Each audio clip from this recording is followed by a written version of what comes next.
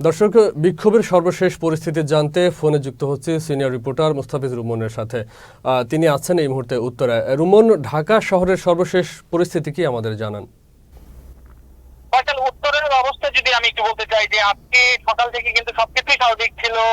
আপনারা জানেন যে অফিস আদালত কিন্তু খোলা, তা অফিসগামী লোকজন কিন্তু বের হয়েছিল এবং তারা নির্দিষ্ট গন্তব্যে পৌঁছানোর চেষ্টা করছিল। কিন্তু সকাল 10টার পর থেকে উত্তরা হাউস বিল্ডিং সহ উত্তরা আজমপুর এলাকায়, রাজলক্ষ্মী এলাকা সহ বেশ কয়েকটি জায়গায় শিক্ষার্থীরা কিন্তু জড়ো হতে থাকে এবং এক পর্যায়ে তারা রাস্তায় নেমে আসে এবং এখনকার যে পরিস্থিতি, সেই পরিস্থিতি কিন্তু অনেকটাই ভয়াবহ বলতে গেলে। এখানকার যে রাস্তা সেটি কিন্তু অবরোধ করে রেখেছে ছাত্ররা, শিক্ষার্থীরা এবং আওয়ামী লীগের লোকজনকে আমরা দেখেছিলাম, কিছু দলীয় লোকজনকে দেখেছিলাম, তারা নেমেছিল মাঠে। কিন্তু এখন কিন্তু তাদের উপস্থিতি একেবারেই নেই।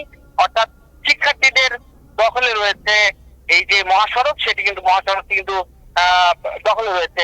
আরেকটি বিষয় এখান থেকে জানিয়ে রাখতে চাই যে উত্তরায় বেশ কয়েকটি ঘটনা ঘটেছে। যেমন সংবাদকর্মীদের গাড়ি ভাঙা হয়েছে কিছুক্ষণ আগে।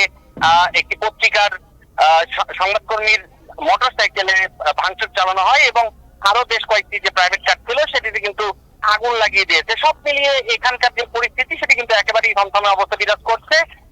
এখন পর্যন্ত রাস্তাটি কিন্তু অবরুদ্ধ করে রেখেছে শিক্ষার্থীরা। তো এই ছিল উত্তরা থেকে আপাতত সর্বশেষ। জি মুস্তাফিজ, ধন্যবাদ আপনাকে। সাবধানে থাকবেন।